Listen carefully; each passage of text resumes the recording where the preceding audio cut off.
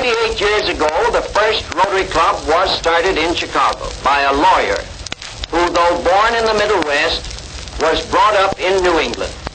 It was his idea to have a group of men of every line of business and profession who should, in the spirit of the Golden Rule, practice friendship and cooperation.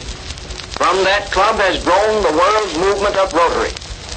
That Chicago lawyer, who still lives in Chicago, is here tonight, and it is now my privilege and honor to present him to you. I introduce to you all Paul P. Harris.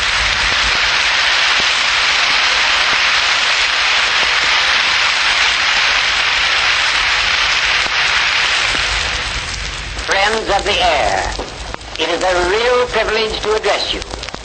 We are gathered together in Boston from almost every civilized country of the world.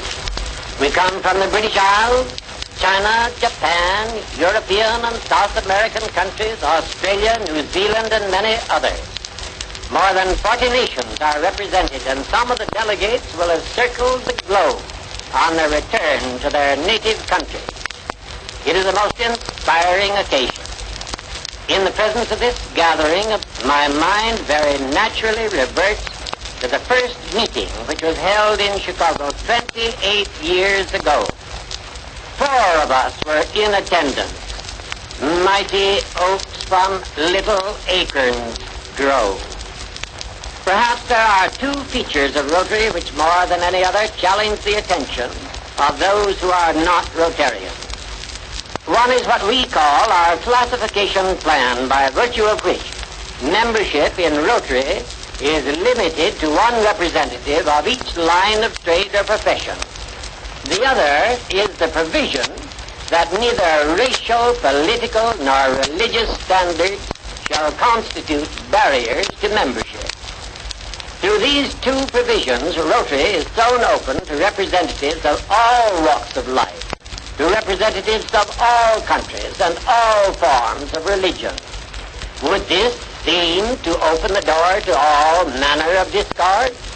One might think so. In fact, many have said that human ingenuity could hardly have devised a plan of organization more fraught with peril. Herein lies the genius and the glory of Rotary. The formula of procedure is indeed simple.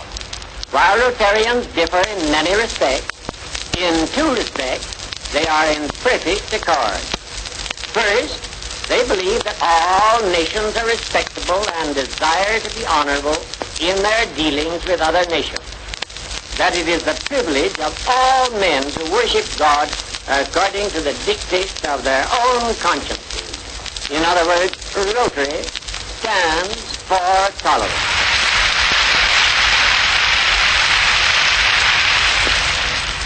Second, they believe that all honorable vocations are entitled to recognition if they are used in the service of society.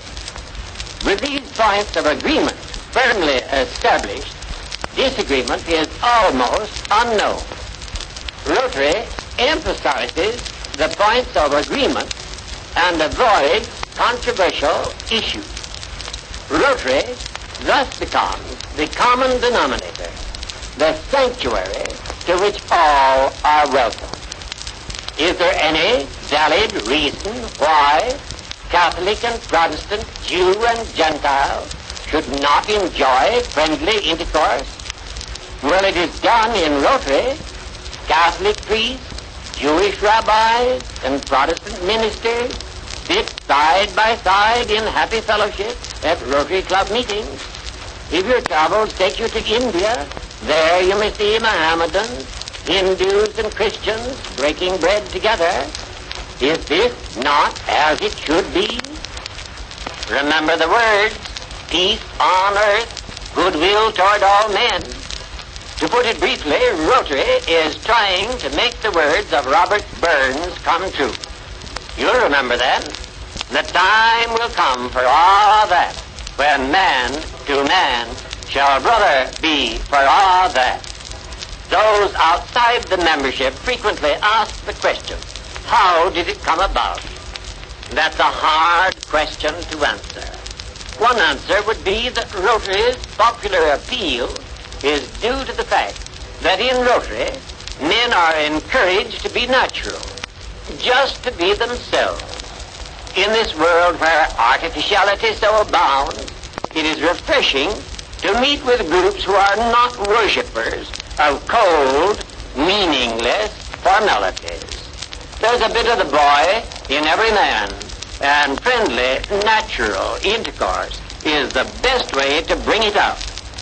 I wish that it might be your privilege, as it is mine tonight, to look in on this happy throng of big, strong men from Occident and Orient, from the frozen north and from down beneath the equator.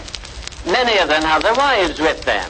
And the faces of all are radiant with smiles as they clasp each other's hands.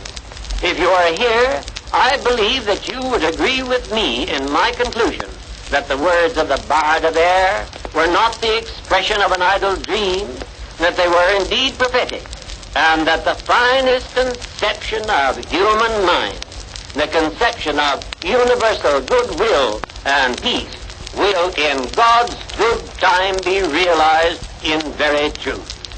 Rotary, in the final analysis, is a way of life, a good, natural, wholesome, friendly way of life. The world is full of potential Rotarians who are not Rotarians in fact. Many of them are listening to me now. If you have the love of your fellow men in your heart, my friends, you are potential Rotarians.